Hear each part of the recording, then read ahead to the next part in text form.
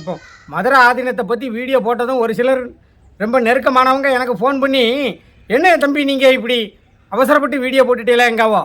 அவசரப்பட்டுலாம் அண்ணாச்சி நான் வீடியோ போடலை. என்ன உங்களை மாதிரி ஈர வெங்காயம் கிடையாதுண்ணா. நான் ரொம்ப தெளிவான ஆள். அவசரப்பட்டு நான் வீடியோ போடலை. தெரிஞ்சு தெளிவாக போட்டிருக்கேன் வீடியோ. மதுரை ஆதீனத்தை பற்றி உங்களுக்கு தெரியுமா? மதுரை ஆதீனத்தை பற்றி உங்களுக்கு தெரியுமாண்ணே? எத்தனாயிரம் தடவை ஆதீன மடத்துக்குள்ளே நான் போயிட்டு உள்ளே வந்திருக்கேன். பழைய ஆதீனம் இருக்கும்போது எப்படி போயிருந்திருக்கேன். ஈழத்தமிழ் பிரச்சனைக்கு எப்படியெல்லாம் நாங்கள் குரல் கொடுத்துருக்கோங்கிறது உங்களுக்கு தெரியாது.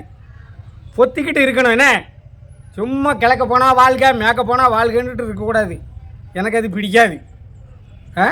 இப்போ நீங்கள் அவன் பகல்கானில் சுட்டு கொண்டானே, அதுக்கெல்லாம் நீங்கள் ஒன்றுமே சொல்லலையே. நம்ம இந்துக்களை தானே சுட்டு கொண்டான். ஆமாம், அதில் போராடி உயிர் போனது ஒரு இஸ்லாமிய உயிர் தானே.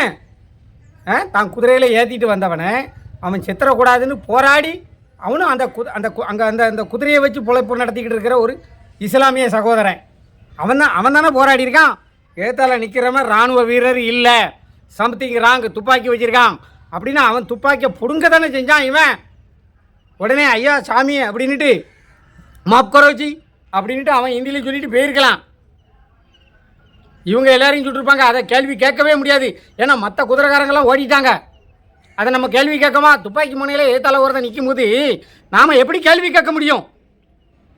இவனும் போயிருக்கலாம்.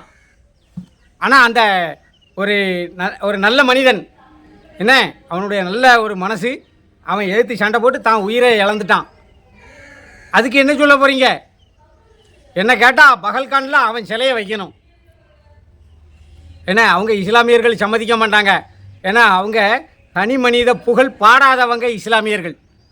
என்ன அரசியல் ரீதியாக பல கருத்து வேறுபாடுகள் இஸ்லாமியர்களுக்கும் எனக்கும் உண்டு. தனிப்பட்ட முறையில் இஸ்லாமியர்களைப் போல உயிர் காப்பான் தோழன்னா அது இஸ்லாமியர்கள் தான். நானும் பட்டையும் போட்டுட்டு நானும் சங்கி தான். இந்த சங்கியை இன்று வரை காப்பாற்றிக்கிட்டு இருக்கிறது ஒரு இஸ்லாமியன் தான். அதில் எனக்கு என்ன, ஏன் உள்ளூர்காரன், ஏன் ரத்தம், அவன் என்னை காப்பாற்று தான். அது அவன் கடமை. என்ன அது எங்களுக்குள்ளே மாமன் மச்சான் உறவு. அதை மாற்ற முடியுமா ஐயா? தொப்புள் கொடி உறவை என்றைக்கும் எவனாலையும் மாற்ற முடியாது. இதை புரிஞ்சுக்கோ. அதுவும் போக பகல்கான் பிரச்சனையில் நான் ஏன் வீடியோ போடாமல் இருந்தோம்னா அது தேசிய பாதுகாப்பு சம்பந்தமான விஷயம். 10-14 லட்சம் இராணுவ வீரர்கள் இருக்காங்க. அந்த சிஆர்பி இருக்காங்க. அப்புறம் பிஐஏஎஸ்எஃப், இப்படி ஏகப்பட்ட படைப்பிரிவுகள், விமானப்படை இருக்குது, கப்பல் படை இருக்குது. என்ன ஏகப்பட்ட படைகள். இந்திய ஒரு பெரிய வல்லரசுப்பா. அதை பற்றி நம்ம பேச வேண்டிய அவசியமே இல்லை.